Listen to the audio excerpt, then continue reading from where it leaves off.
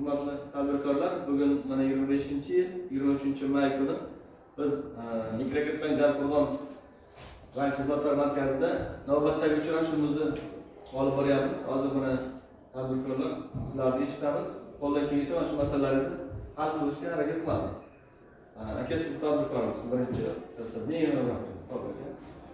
Ben şu 12 milyon kredi olmasından mahalla tamamı kararlı koyacağım.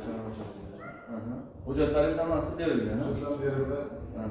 Bo'ldi, haqni beramiz. Qo'ldan kelgancha ijobiy hal bo'ladi. Buni sizniki, siz keyingi tadbirkorimiz. Men hozir masalasi bo'yicha keldim. Qo'shchilar mahallasidaman. 12 million kredit olmoqchiman. Qarindochilik yo'nalishiga. Sizlar bergansiz hujjatlaringizni. Keyingi tadbirkor. Qancha kredit olishingizni aytaymi? Ko'rib chiqib, hozir hujjatlar bergansiz ko'rib chiqib, endi hozir oxirsini aytib qilish kerak, to'g'rimi? Hammasi ko'rinmaysiz tekshirib, hozir qilib beradi. Agar to'g'ri keladigan bo'lsangiz, mayli siz ijobiy olmoqchi edimda. Bo'ldi, hozir ko'rib beradi. To'g'ri keladigan bo'lsa, tartibimizga berib yuboramiz. Opa, sizniki? Men Ergashev mahallasidan kelganman. Kredit bo'yicha 20 millionlik chora bo'yicha kredit chiqarmoqchiman. Bo'ldi, rahmat. Bergansiz, sizga hujjatlaringiz kelib turibdi bankka. Bizlar. Aka, sizga. Ekspressdan 60 million kredit olib chiqarmoqchiman. Avtokredit, UzAvto kredit.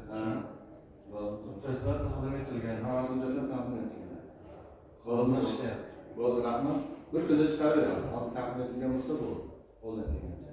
Hurmatli tadbirkorlar, rahmat hammalaringizga. Mana hozir murojaatlaringizni eshitdik. Mana bolalarga hammasiga hozir mutaxassislarga bergan bo'lsalaringiz, hammasi ijobiy hal bo'lib, sizlar yaxshi kayfiyatda hozir kuzatib qo'yishadi. Hech qanday muammo bo'lmaydi.